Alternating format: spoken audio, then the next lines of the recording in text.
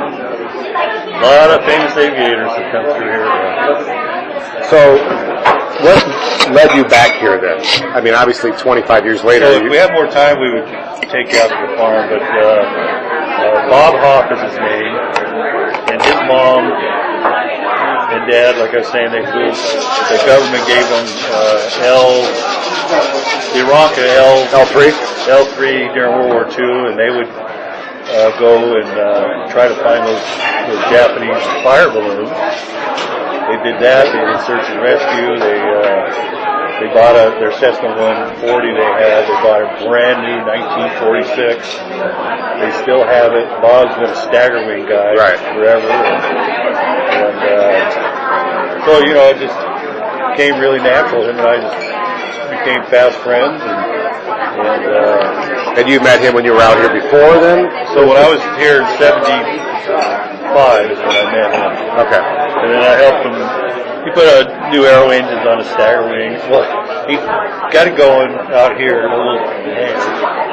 And they had a little strip at the ranch. And he flew it out of there, but the engine was really bad. So he got a new aero engine, and I helped him finish putting it on and run it the first time. And he finally changed it a few years ago. It has 1,400 hours on it. Wow. You know. But the family loved airplanes, and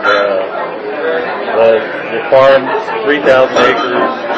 It goes back. It was one of the earliest farms in the valley. They got one of the first wells. It was back when horse thieves would steal the horses. Really?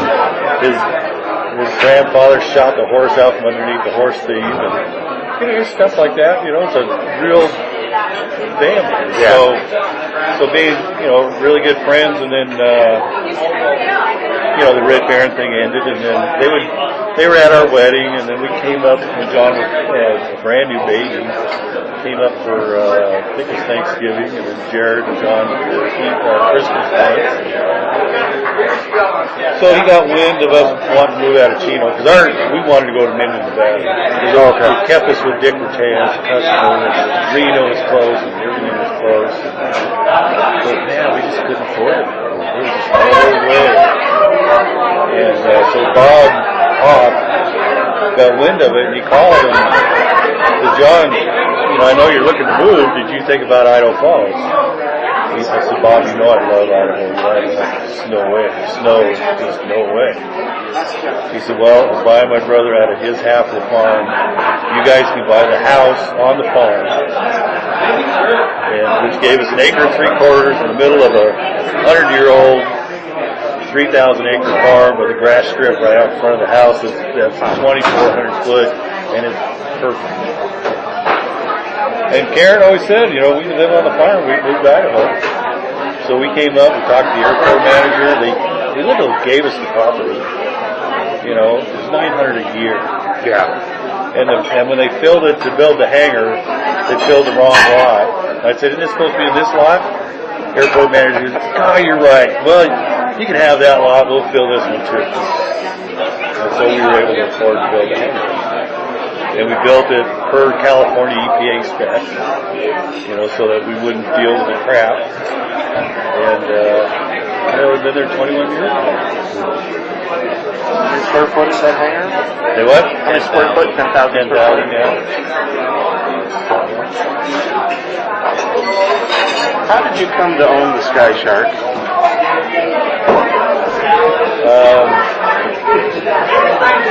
So that was late 75. The museum, Plains of Fame, still had a storage yard up in Ontario, and it was full of all kinds of cool stuff. They got cut up, B-25, B-36 motors, PG-4Y2 fuselage. But, you know, Ed Maloney didn't have any money when they had to move, so the Sky Shark was doomed, and Jim Maloney called me and said, hey, you know, the Sky Shark's for sale, get Browning to buy it. And because it's kind of rotating, he and one thing, you know. And so Jim Nunn, who was the guy that bought the T6 that was a crop duster and sold the Keep Climbing T6, he bought it for $350. so it wouldn't be scrapped. And he traded it to the museum that's up in Palmdale or Lancaster. But they never came and got it, and he had it at Ontario Airport. And Ontario Airport finally said, get that thing out of here. And he always knew I wanted it. So I bought it for what he bought it for. It took me 6 months to pay it off. And I went up to Ontario and pulled the wings off and chopped the vertical off so you couldn't repair it. And then Steve, him and Robbie Patterson, my brother, and this guy Rod, I had it all ready. We hooked onto it at 5 in the morning. You know, no permits or anything, and I didn't have any money. But I did agree to buy everybody breakfast. So I coded down to Chino. Bread for y'all. Thank you. And we were just about there, and the tail wheel was starting to smoke. And one of the problems they had when Al Reddick brought it, it was hand gutted out of it. It was at LAX where it was built. They had put it in they had put antennas all over it, and they towed it around the airport to develop the airport surveillance radar stuff. And when they were done with it, they put it in the fire pit. And then Frank Mormello, the photographer, he was the one that saw it there. He was the one that convinced Ed he needed it. And Al Reddick, they towed it out of LA. And they burned up, he said, like 10 tail wheels getting out there. Because there was 3,500 pounds on that tail wheel. Because I weighed it. So that's how I got it. Where is it now? Little John put a deal together where Jim Slattery bought it because he was going to build the giant Navy museum. That's the only one. So we took it apart and hauled it on a truck down to San Diego. The tail was 1 inch from being too high. Yep. We actually bent over 1 tap just out there. Now you moved that to Idaho, didn't you? Yeah. And then we moved it back to Southern California. What was funny was Jim Cass had to help take it apart. You remember Jim Cass? And he had to put it back together because he worked for him. And he works ass off. He's a heavy set guy. And he worked in the sun. I mean, he really worked hard on that. He really saved us a lot of time. But yeah, he hated it, had to take it apart. He freaking dropped the nose case and cracked it. He was mad at that moment, and then he had to put it back together. And we made him unload the cracked nose case that he cracked off the trailer in San Diego. So did you ever find, I know, did you find prop blades at Ted's place in found the prop blades that Ted, had the engine, oh, you did have the engine? Oh yeah. Everything but a gearbox, right? Oh, really? Oh yeah, we had everything. Oh. And we even had Bob Johnson. Was it Bob Johnson? He was one of the guys that flew it the most, and he just lived up here in Ennis. Really? When we got it all painted and all done, he came down and spent the day with us and told us all about how cool it was, and they called it he said it really was a good airplane. He said when they did what they did to it broke.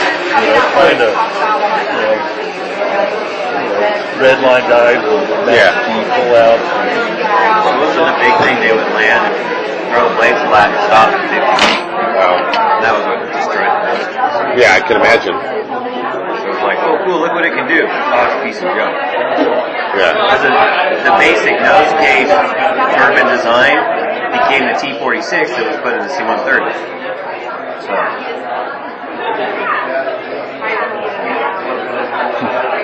And there was another guy that stopped by. He said, I want to look at that old Sky Shark. I used to work on that thing. And we were talking, and he said, besides everybody calling that thing all kinds of names, it was nicknamed the 440. And I said, well, what is that? He said, that thing, they would take off, fully loaded, it'd be at 40,000 feet in 4 minutes. Holy cow. It was just too late. I mean, by then they were going to move into the jets, right?